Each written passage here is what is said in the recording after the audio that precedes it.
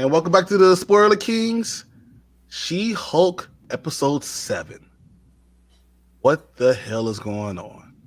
That's a great question. It is kind of going in a direction that I kind of figured it would go in.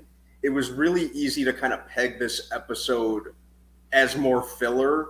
I know that we're using that that term. We have used that term. I've used that term for more than one episode, but it all seemed to pay off, especially in the end. Kind of in terms of what it means for the future, not just for this show, but for the future of the MCU. Potentially, I think there's a bigger scale plan at work here.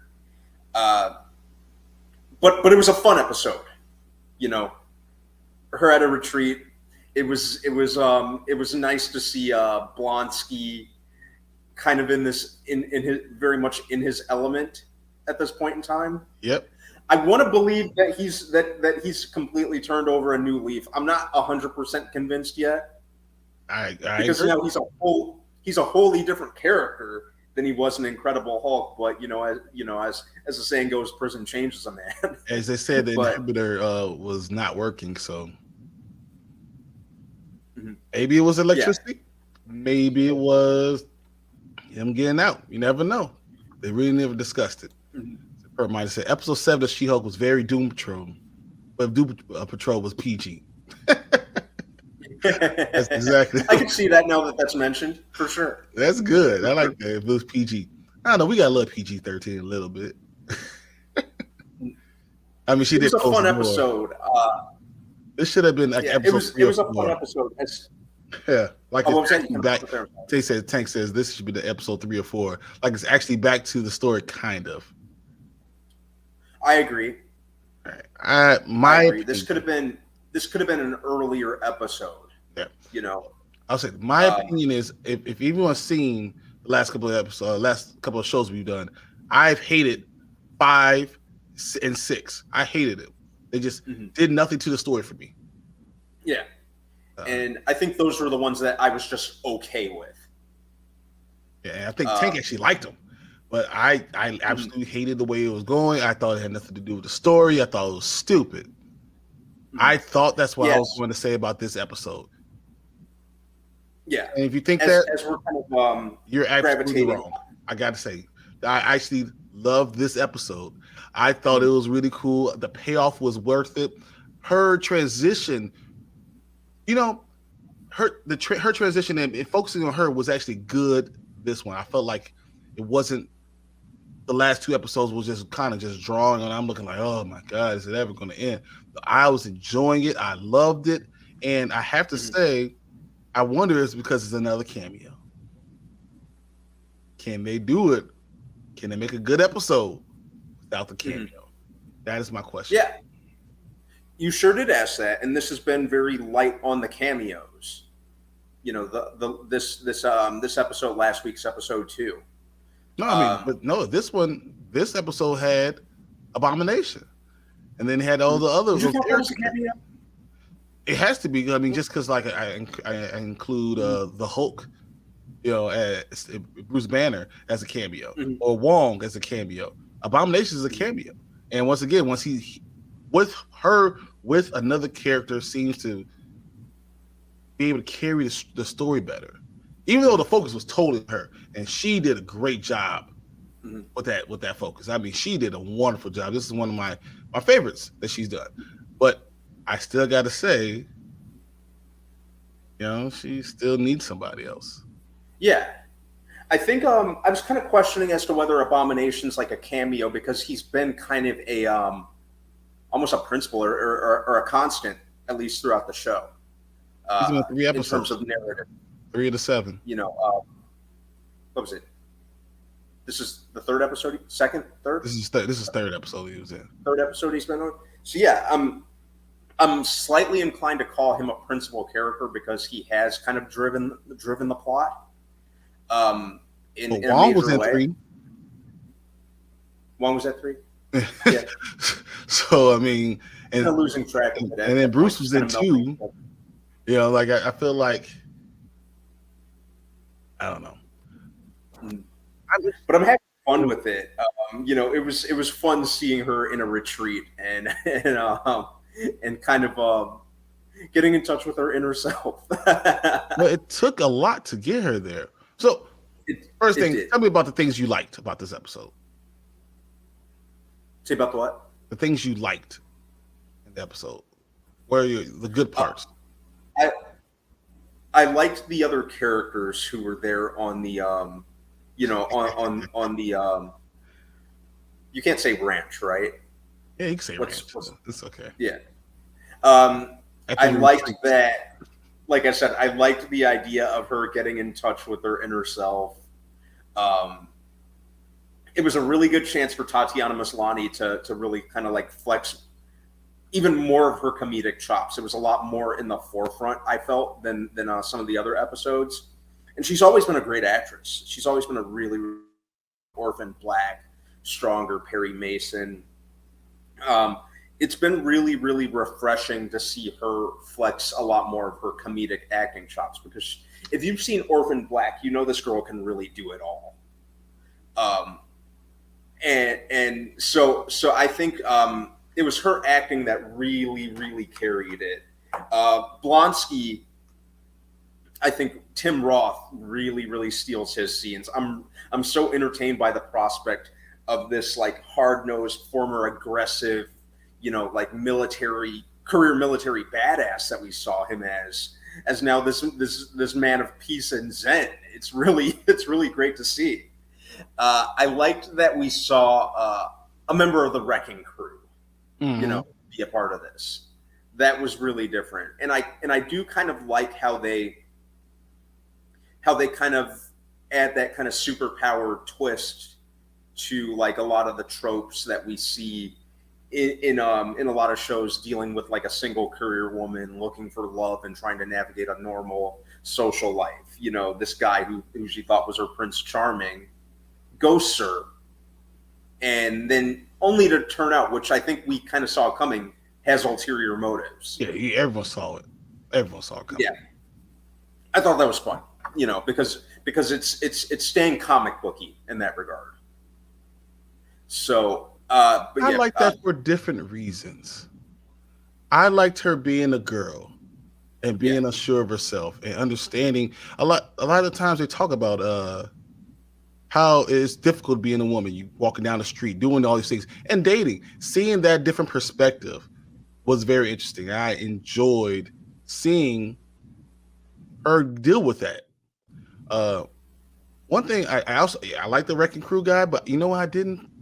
If he was really someone who changed, why wouldn't he tell her who he's working for?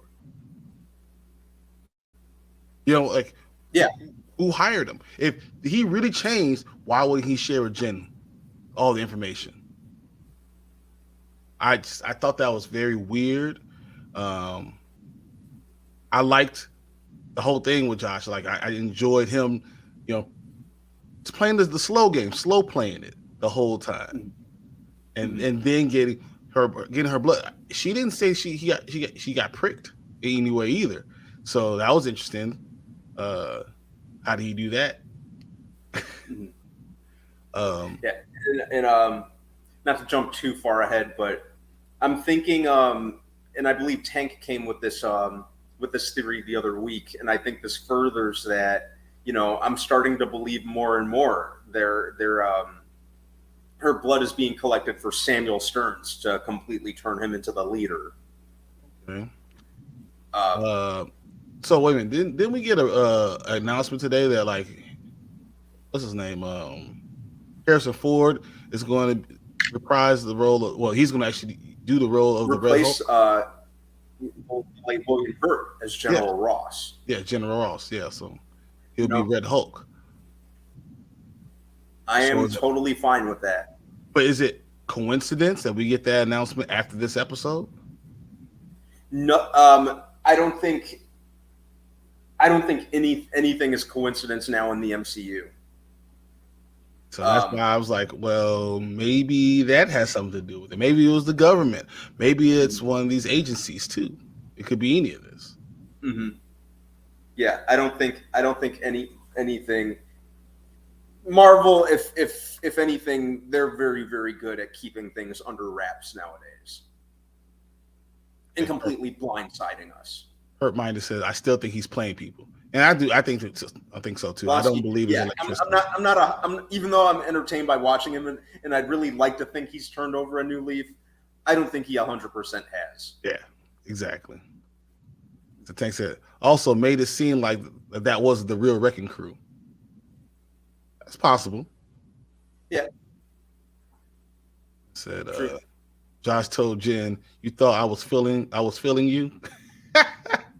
Cold. That was so cold. That was so cold.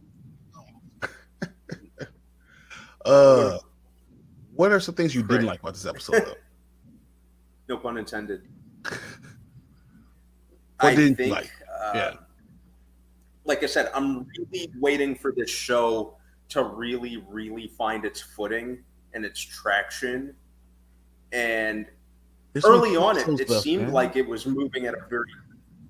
Oh, what's that? There's only 2 episodes left. There's only 2 episodes left, and I'm trying to get a feel for where they're gonna go, because it really feels like the last 2 episodes might run the risk of being overstuffed. Yes, thrown together and just rush mode. You know, we've had 3 fillers, or at least those other 2 were fillers. I think this was a good episode, but those other 2 were nothing. They did nothing to the plot. And now we're going to get rushed through these last 2 episodes. Yeah, they're really going to have to fire on all cylinders. Not only fire on all cylinders, they're going to have to pump it up on NOS for the final 2 episodes. All right, so what do you think we're going to see in these last 2 episodes then? It's time for Matt Murdock, dude. Okay. He's going to show up on the next episode. You sure? We've been saying that for the last 2 episodes. No. He's got to show up. He's got to drive the narrative in terms of really making her completely embrace her destiny and what she needs to do as She-Hulk. I think that's next. I think it makes narrative sense for it to be next, once and for all. And then she finally goes all in, finally embraces who she is as She-Hulk. We're going to see her a lot more in her She-Hulk glory, not just as Jen, not just reverting back and forth whenever somebody asks her to. She's going to do it willingly and happily, finally. And we got to get some kind of reveal for this episode. I'm kind of, I wouldn't be surprised if the final episode's a little longer than the other ones, just for that finale. And I would not be surprised if her blood is and I can't take the credit for this because other people have said it, is for Samuel Stearns to make him into the leader. I wouldn't be surprised even if we do see him. What if next episode 8, you do not see Daredevil? Mm-hmm. What would you say then? I'd still be okay with him not showing up. How would any of this stuff make sense? There's got to be. Oh, what's that? How would any of this stuff make sense? All the Easter eggs, all the things we're waiting for. And then we find out that Daredevil is held to a 15-second clip as a post-credit scene on episode 9. How would that make you feel? To quote one of the other Marvel movies, I would hate that I've waited so long for something so disappointing. There you go. Hurt Minded said, this is why Disney should be releasing all the episodes at once, or at least 2 episodes a week. I can see that. Giving us a little bit more information. Wouldn't that be something if Daredevil didn't show up in the series at all? Yeah. It would be the ultimate trolling. Yeah. It would be the ultimate trolling. I would be highly pissed. So we haven't got the costume yet, or Frogman, or Daredevil. Like, come on. They know what we want. They're just teasing it. How can you tease it this long and keep people engaged? And I feel like they're doing this a disservice because I think this is a very good idea. I feel like she's a great actress. I think She-Hulk could be so many things, but they're running in place too often. Too often, Yeah. I sit back and think about the episode, and I feel like they're just running in place without advancing the story. Like we've had the same ideas of who the bad guy was since episode 5, and got nothing since. Episode 4. We knew episode 4 to 5. We knew who the bad guy was, and we have got nothing. It is not the story has not advanced. She has advanced in who she is, but it didn't take 3 episodes to do that. I agree. That was a 1 episode thing they could have done. They could have done just the Blonsky thing, and that would have been enough. So why? And then that makes me worry. So as you said, Matt Murdock is going to definitely show up next episode. Makes me feel like he might not. Like this is just all a tease. He knows the episode. It keeps you coming back for more because it's Marvel and they're geniuses, and then you get nothing. Mm-hmm. All this is all just because. It surprise me. It could be just because they want to keep your mind off of Black Adam. So I'm just going to prolong. We only got 6 episodes of information. But we're going to make it 9 episodes so you don't think about Black Adam until we're done. I wouldn't put it past Marvel.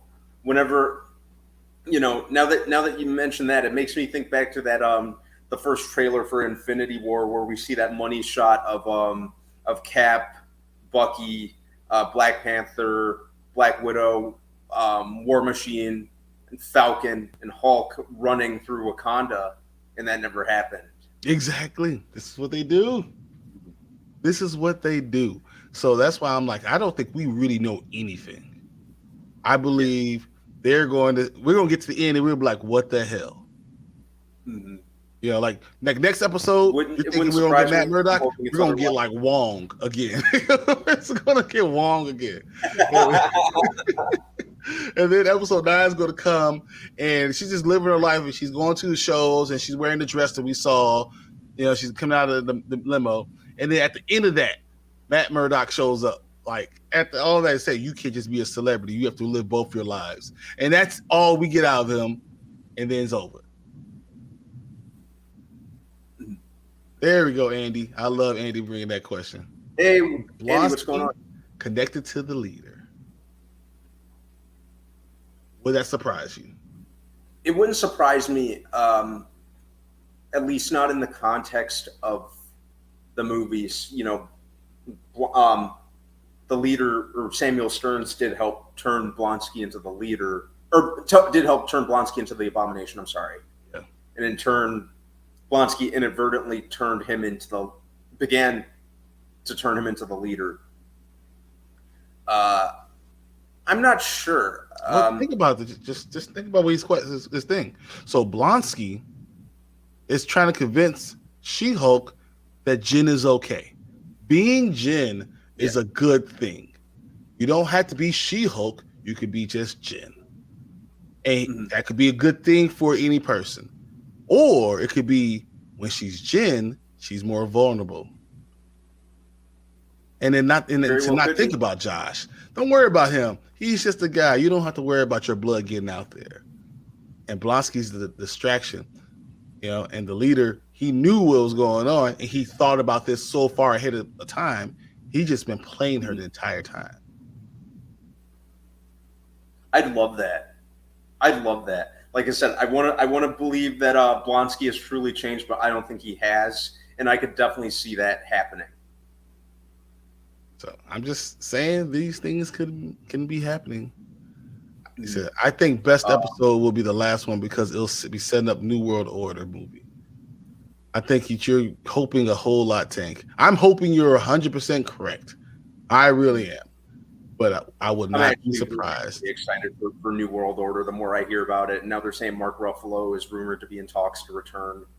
I'm getting excited for that movie. I was already excited with with the direction they seem to be going with that, especially with the leader being the villain, who I've been waiting for ever since they gave that tease in the Edward Norton Incredible Hulk movie. I've been waiting for the leader. I gotta say this. Edward Norton Hulk would tear up everybody else. If it was just his Hulk, he would have torn everybody up. I will defend that movie to the bitter end. I will defend that movie to the bitter end. Thor, they're fighting in Ragnarok. That Incredible Hulk, that Norton Incredible Hulk, would have killed Thor. He would have killed him. That Hulk was nasty, so badass. All right. So you told me where we think we're getting for next episode. I'm hoping you're right. I'm hoping that we get Matt Murdock, but I am no longer holding my breath. I don't think we know anything. And you know what? I'm not even mad at Marvel because they told us what they're going to get, where we're going to get. And we were like, they're going to throw some surprises in there. And they're like, no, this is what we're going to do. It's going to be the Ally McBeal. It's going to be about her life too. It's going to be about her being a lawyer. They told us what it was. And we just put our own expectations on it. They did. They touted this even when it was in production, when it was in pre-production, they touted it as a legal comedy. So when I heard that, I'm like, oh, it's going to be it's going to be Ally McBeal, you know. And I was okay with that. I had made peace with that. I actually liked that because it was a little having so much Hulk and then having Wong and having Abomination. They've teased us. Mm-hmm. So all right. LOL. Incredible Hulk is the best MCU movie because it's on HBO Max. Watching it today, Stern had plenty of Hulk's blood at the end of Incredible Hulk, so he specifically needs She-Hulk's blood because her blood is better. Her blood is the combination. It's the thing that makes everything stable to be able to transform back and forth. So he doesn't need any Hulk blood. He needs specifically her blood. That's a very good point. Yep. All right, I'm going to leave it here, guys. I'm going to say, as I said, I like this episode, but with 2 episodes left, they have a lot of catching up to do. Yep. All right. Let's go. The last 2 are going to be a speed run, I'm thinking. It's going to be too much. They're going to pack so much in, and we're going to miss some stuff. And we're going to say, why didn't you just give us 3 episodes of this instead? Put it at 2. It is what it is.